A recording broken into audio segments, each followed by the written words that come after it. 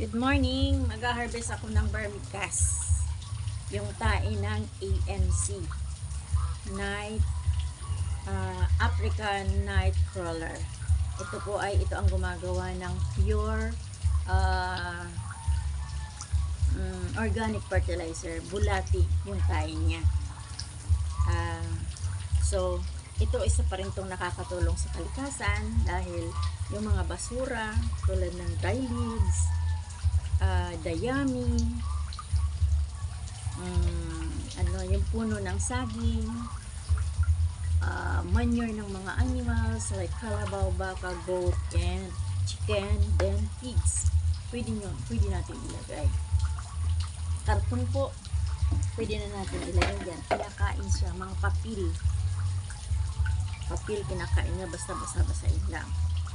So now, kailangan natin mag-gloves. Kailangan natin ng palanggan. Kailangan natin ng pala. So, kailangan din natin yung lilipatan ng worm. So, tingnan niyo ang worm. Ito ang worm. Mamaya, naka-harvest tayo.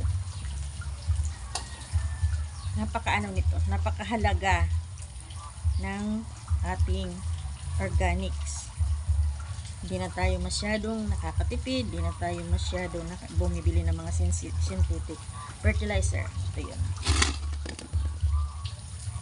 Ito ang bulati. Yan. So, ito ay kailan ko lang ilinagay eh.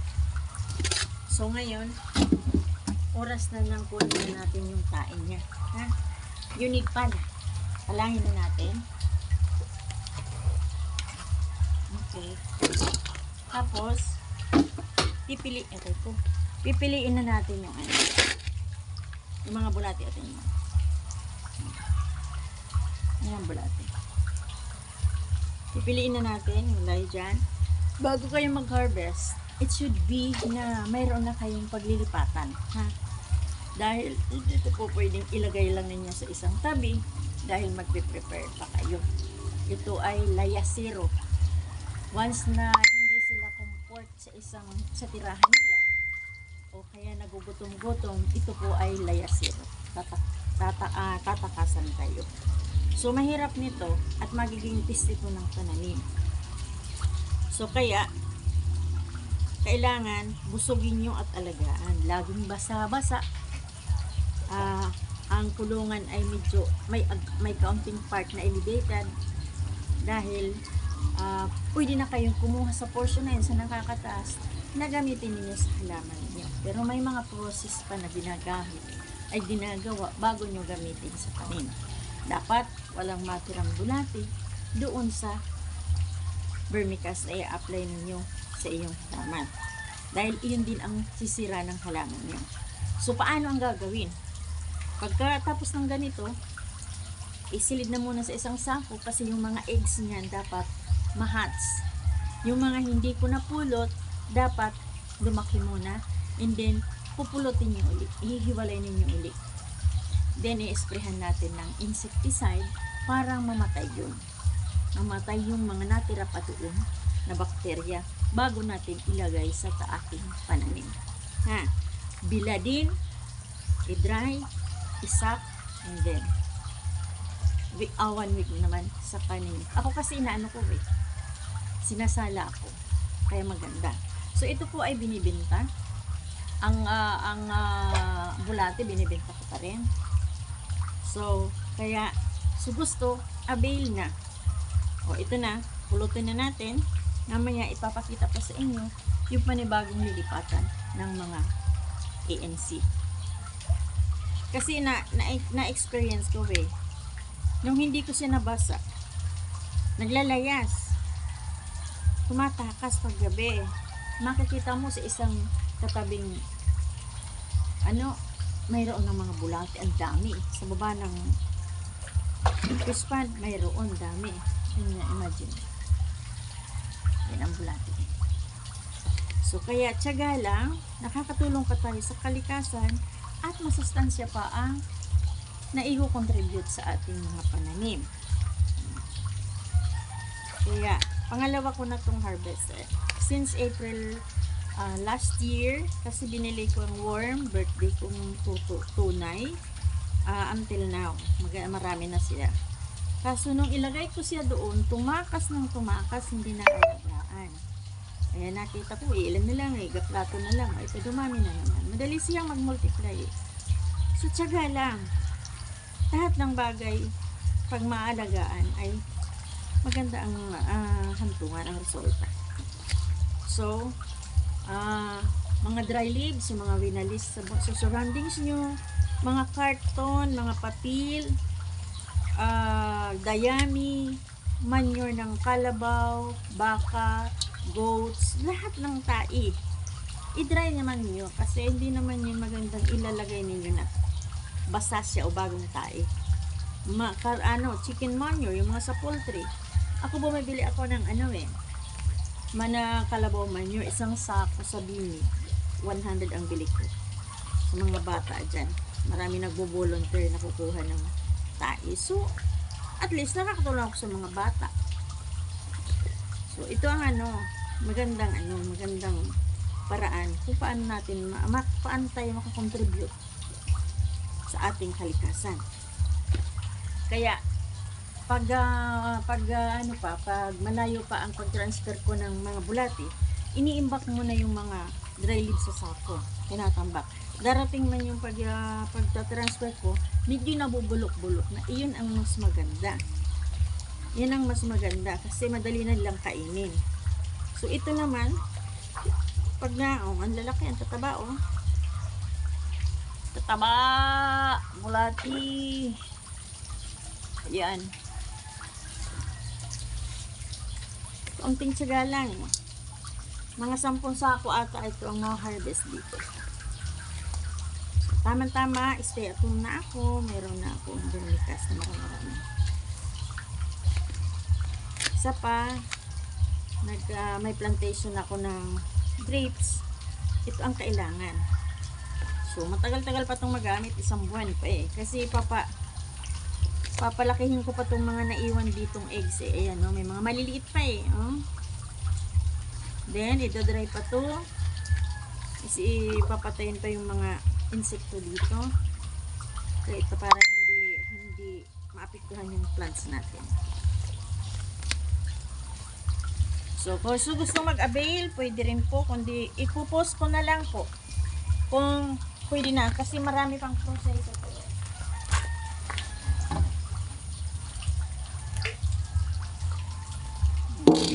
Palahin na naman. Marami to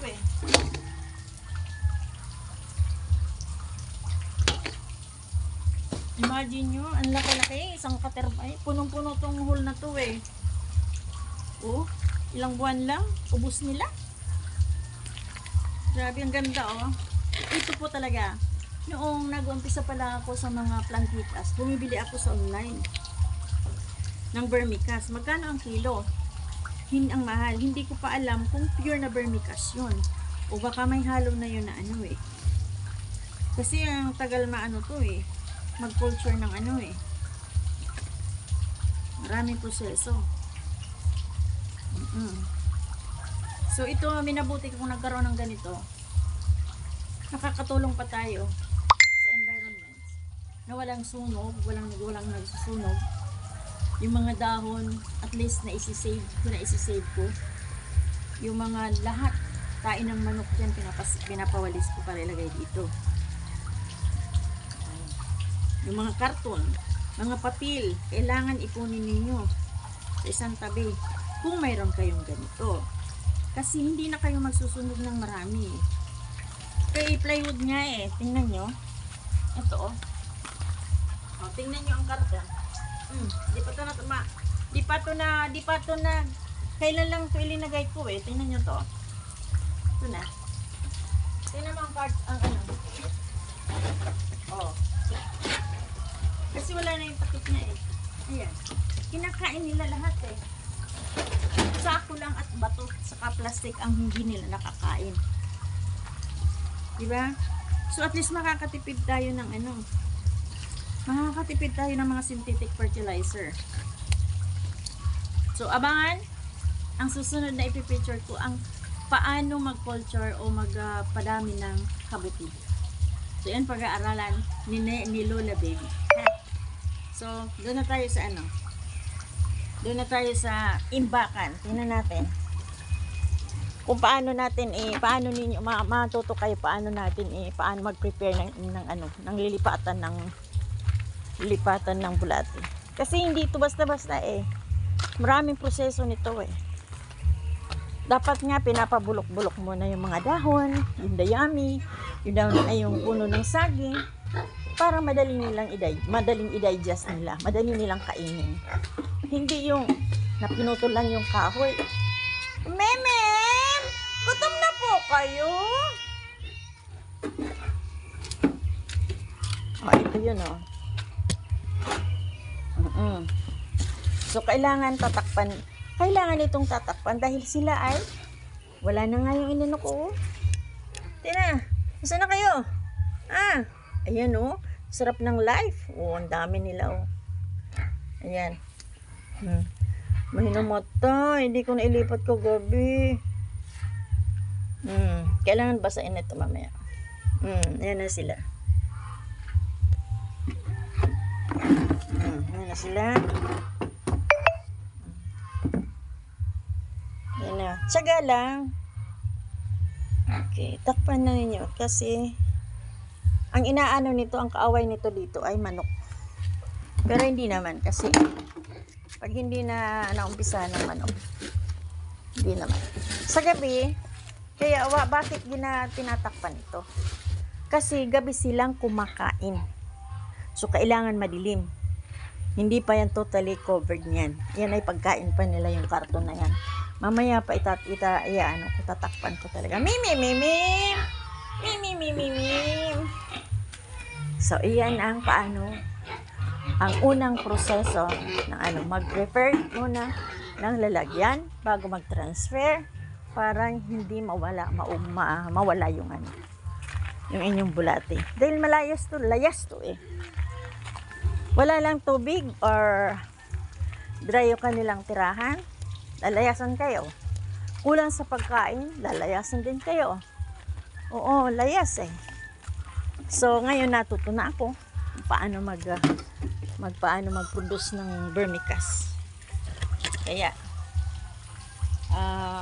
mga kaibigan, kung gusto nyo mag-avail, okay. Ganda talagang pure vermicast. Good for lahat ng tanim. Pwede ito. Kaya ng bulate ayaw pati pahuli.